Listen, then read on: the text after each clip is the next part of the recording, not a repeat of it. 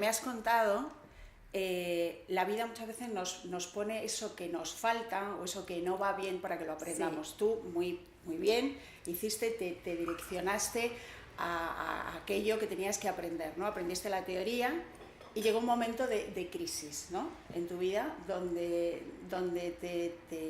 te sumergiste en la soledad, digamos, Sí, bueno, en el bosque. La crisis fue porque realmente mi vida era muy rica. Si eras una mujer de éxito. Yo era una mujer de éxito.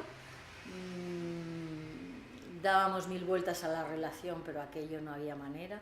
Y entonces y yo me estaba quedando muy seca. Y un día oí una voz interna que me dijo: ¿quién eres tú como mujer? Y a mí eso me sorprendió porque nunca he dudado que fuera una mujer, ¿no? Pero no, ese mensaje, ¿quién eres tú como mujer? Y me di cuenta que como mujer, o esa parte femenina que podríamos hablar hoy, estaba seca y muy reseca y muy dolida, y de hecho ya casi no pensaba ni si era bien separarse, sino qué necesitaba hacer yo, y lo que yo necesité fue irme a la naturaleza. Así es que pues dejé todo y me fui al campo. Te internaste. Es muy interesante esto porque la mujer tenemos que reinventarnos, tenemos que encontrarnos, sí. Porque lo que tenemos de referencia es o ser madre o ser hijas. Sí. Y en esos contextos nos movemos por el mundo. Y es muy interesante lo que tú descubriste, ¿no? ¿Quién soy yo? ¿Quién soy yo como mujer? Sí, esa pregunta fue como un koan que me removió. Porque además todas las células es la pieza fundamental para poder iniciar una relación, desde la mujer en ti. Sí, claro. ¿Sabes? Hasta entonces, pues... Entonces yo me fui a la naturaleza, completamente a cero, porque dejé todo, y cuando digo todo, es todo, completamente todo, y bueno, y todo lo que supone a veces una separación, y no solo una separación de un hombre y de una relación, sino una separación de toda una creación, y una separación de cómo había sido tú hasta ese momento. Y entonces pues ahí me encontré de no tener casi tiempo, porque siempre estaba ocupada en el mundo, a tener todo el tiempo del mundo. Y esto es una sensación increíble, ¿sabes? De levantarte sin nada que hacer. En el vacío. En el vacío. Entonces, pues estuve 6 años en el vacío. O sea, fue un proceso profundo.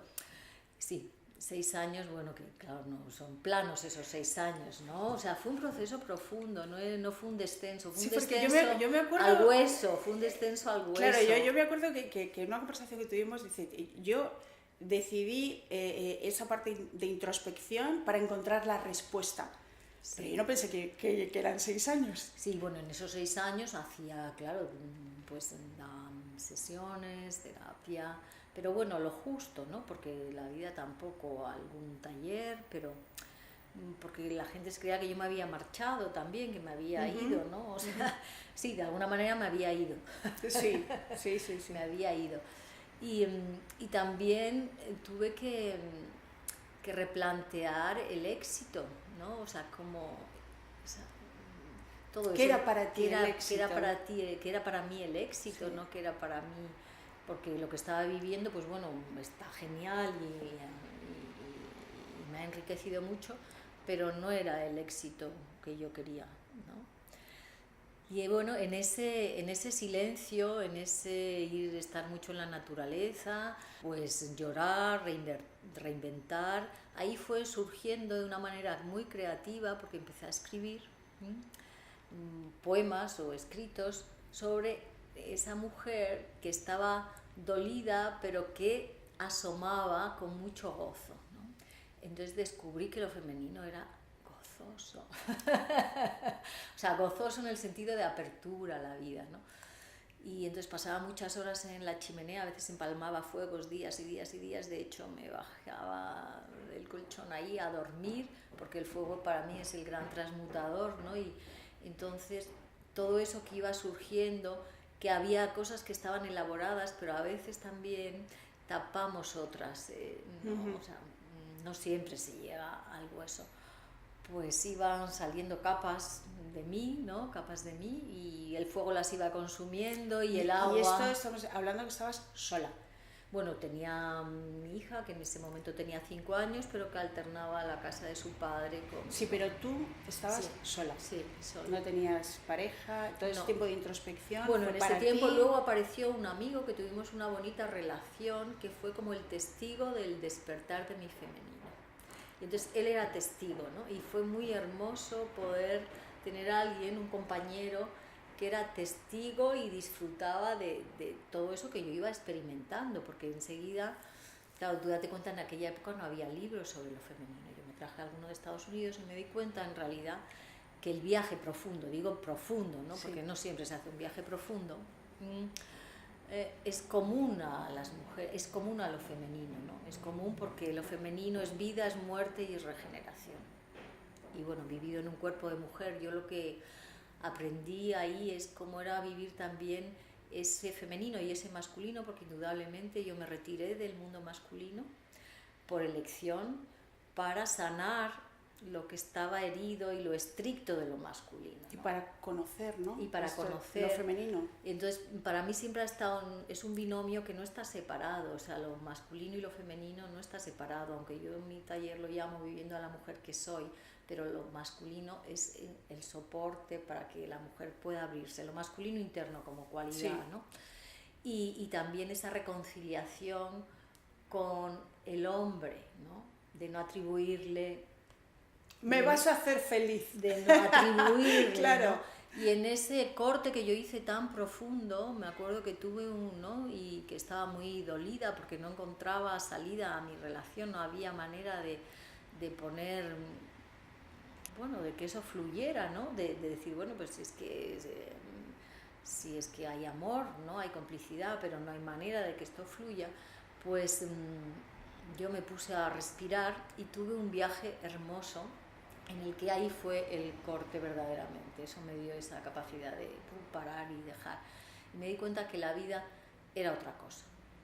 O sea, es algo que vino de las tripas, de las entrañas y que supe claramente que la vida no era sufrimiento, que la vida no era culpa, que la vida no era una lucha. No quiero decir que no nos esforcemos y todo eso. Eso sí, es otra bueno, cosa, ¿no? la vida es pero no esta cosa, ¿no? De hay que luchar, esto es tan mal.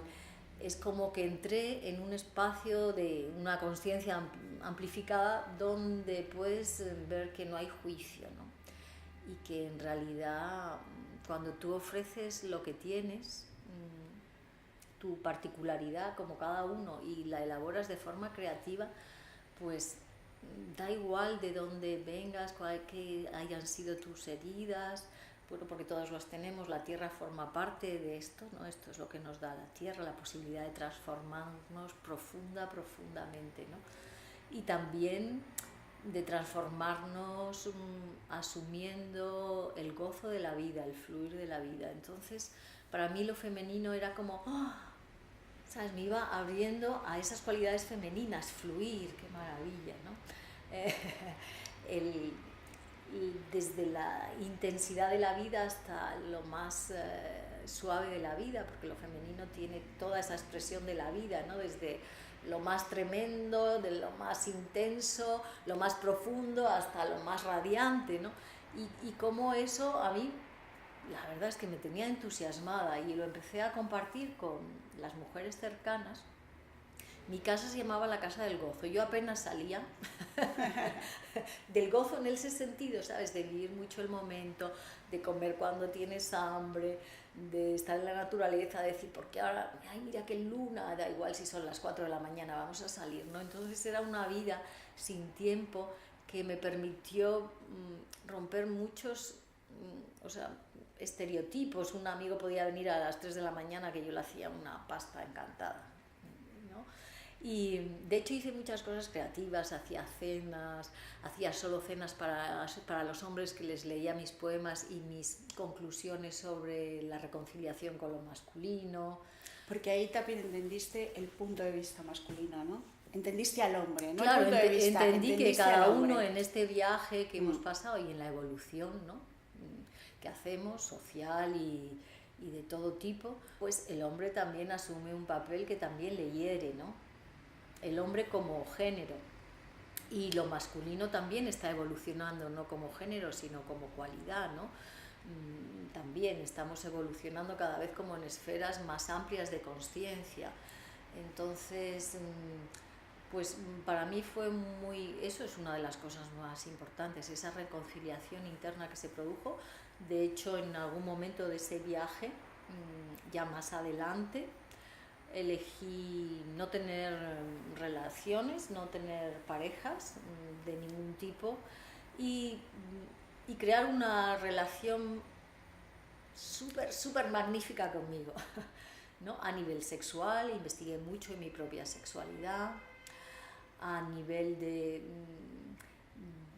del confort interno, ¿sabes? A nivel de seguridad, bueno, todo lo que en algún momento tú puedes pensar que te puede dar un hombre o una relación, da igual si es otra mujer. A ti misma. Me lo di a mí y fue un momento bien hermoso también, ¿no? De muchísima creatividad, de decir, wow, es que yo soy mi mejor amante, ¿no?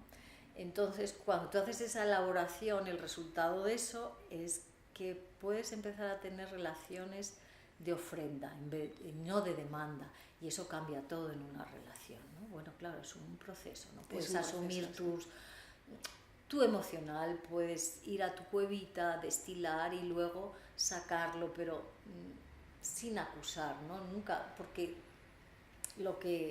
claro, la experiencia de esto que te das cuenta, bueno, que vives, es que no tiene nada que ver con el otro nunca, ni con el mundo, ni con nada, tiene que ver contigo que mismo. Es una información que viene para ti y con esa información tú haces lo que puedes o lo que vas elaborando y sobre todo pues aprendí que es interesante hacer algo que sea distinto a lo que estás habituado a hacer si te lleva a lugares donde no quieres estar. Fantástico. Y ahí apareció Michelle, ¿no? Bueno, sí, apareció, bueno, sí, porque hemos dado muchos saltos en la... Sí, ahí sobre todo, antes de que apareciera Michelle es cuando se coció todo el trabajo que hago ahora, ¿no? Michelle es sí, su pareja. Sí, es mi pareja. De hace no sé cuántos 14 años. 14 años. Sí, 14 años. Entonces, en ese silencio que hablábamos, en esa solitud, en ese vaciamiento de todo, ¿no? De decir, bueno, ¿y ahora qué emergerá de aquí? ¿Quién emergerá de aquí, ¿no? Entonces, bueno, lo que iba emergiendo, pues era rico, ¿no? Era rico, no porque todo fuera rico, ¿no? Sino porque era una capacidad de acoger la vida con lo que hay, con el dolor, con la belleza, sin juicios, sin decir esto es bueno, esto es malo. ¿Podríamos decir que era una aceptación de lo que es? Sí, y entonces también aprendí que el cuerpo femenino, o sea, que el cuerpo de mujer tiene esa capacidad, porque tenemos un vacío dentro, ¿no? Uh-huh. Y entonces nuestra anatomía nos permite vivir esas cualidades de lo femenino muy en la biología, ¿no? Entonces, que no es una cosa mental, que cuando yo cierro los ojos y me voy internamente a mi raíz y a este lugar, ahí hay un vacío que acoge todo, que no hay juicio, y ahí hay una transformación, si se puede transformar, o un acogimiento de la diversidad, ¿no? De no querer cambiarlo todo rápidamente, sino de dar el tiempo de permitir a la vida. Eso fue, bueno, ese es uno de los fundamentos de mi trabajo. Otro también que me di cuenta es que lo femenino, como la vida, es irradiante, es este gesto, ¿no? Esa irradiación, apertura, y el reto, ¿no? De lo femenino, y bueno, de lo femenino en cuerpo de mujeres, permanecer abierta pase lo que pase. Digamos que no tiene nada que ver con lo que entendemos por sexualidad cotidiana, ¿no? Generalmente, ¿no? No, bueno, todo este porque tiempo... lo que a ti te he oído es que todo parte de la sexualidad es vida, sí, ¿no? Todo, y desde ahí nos tenemos que comunicar.